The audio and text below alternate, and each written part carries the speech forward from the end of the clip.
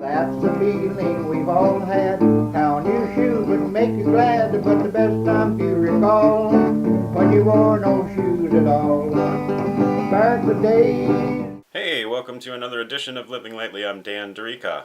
Today I'm going to be taking you through inoculating some mushroom logs and actually also some cutoffs from a project that I did on Wisteria Lodge, the other house that I own here at Dancing Rabbit. I did some foundation work and ended up using a bunch of oak beams, like locally harvested oak beams, and I ended up with some cutoffs, and I thought, what can I do with these? I can use them for firewood, but they weren't harvested that long ago. They're still green wood, and so I figured, why not get some spawn and inoculate them and try to grow some mushrooms. So when I was at the Mother Earth News Fair recently in Kansas, I had the opportunity to get some mushroom spawn, and so I bought some oyster mushroom plugs, and that's what I'm going to be doing today, inoculating, drilling holes in those cutoffs and in some old shiitake logs. It's another experiment that I'm doing today. I remembered reading in Paul Stamets' book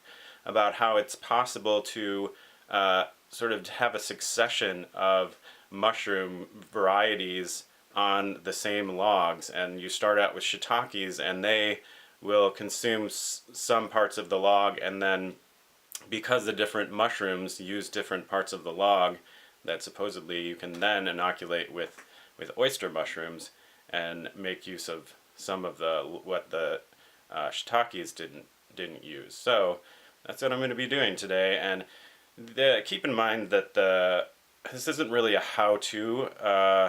I wouldn't necessarily recommend doing this succession thing. It's sort of an experiment, so I don't know if it's going to work. I guess if I read it in Paul Stamets' book, it should work.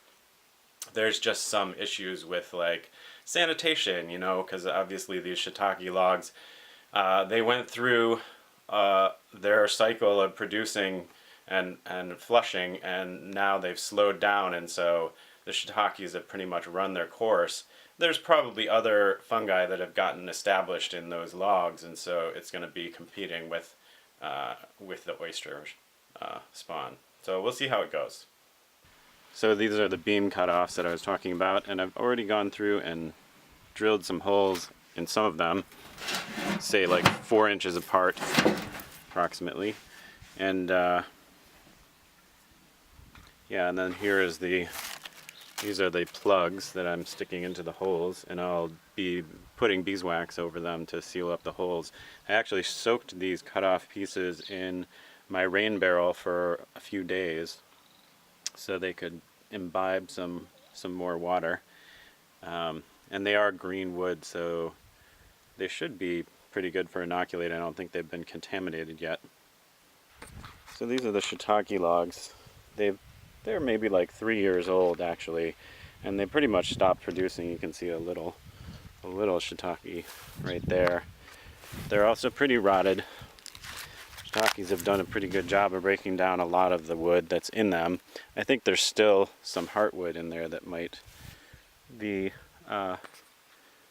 still have something left in it, some energy. They're pretty light. I mean, they're lighter than they were obviously before because the mushrooms eat a lot of the good stuff out of them, break them down. So we'll see. I think I'm gonna peel off maybe some of the more rotted stuff on the outside, but this is also kind of the consistency of straw, so I also wonder if the oyster mushrooms might not be able to get some use out of what's left.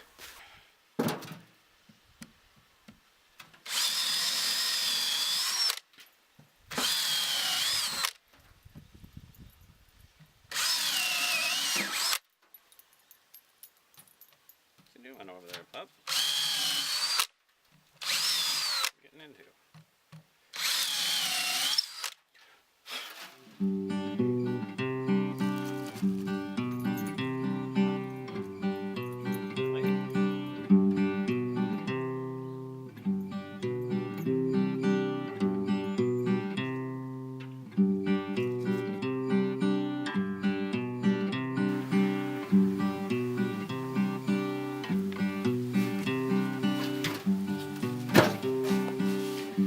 Each one of these bags is about 15 bucks. And it seems like, we might use up close to all of them on these cutoffs.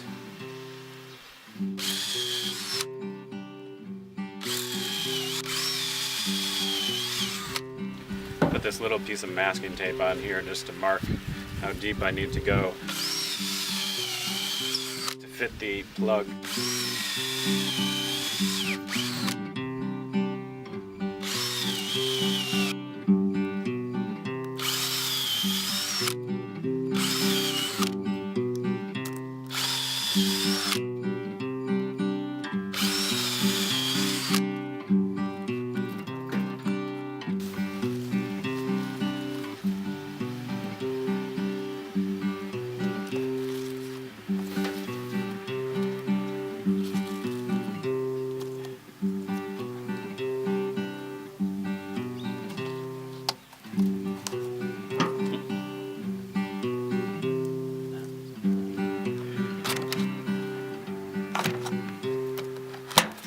Now I'm just heating up some beeswax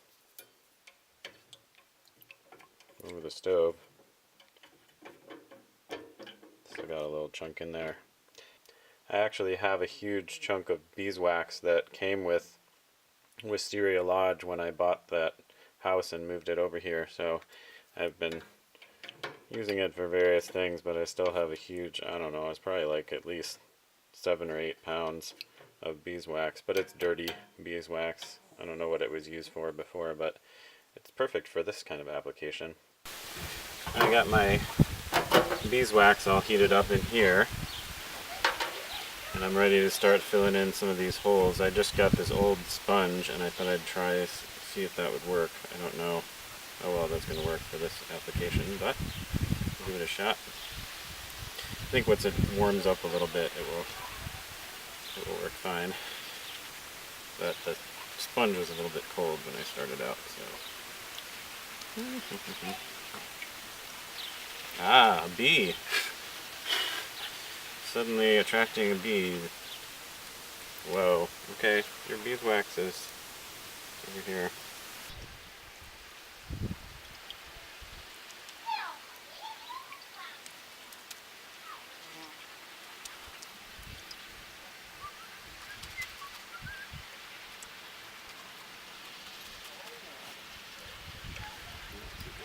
Mess.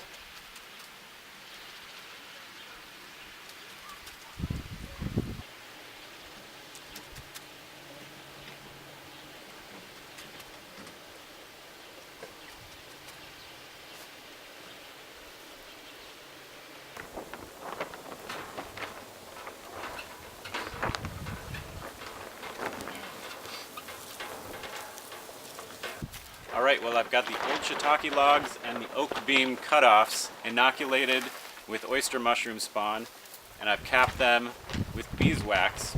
And so now I put them under this starts table in my hoop house and sort of put them down on the ground so that they're going to get some moisture. And I'm hoping that in the next month or two the microclimate of the hoop house will provide enough warmth for those fungi to get started in spreading through the wood here.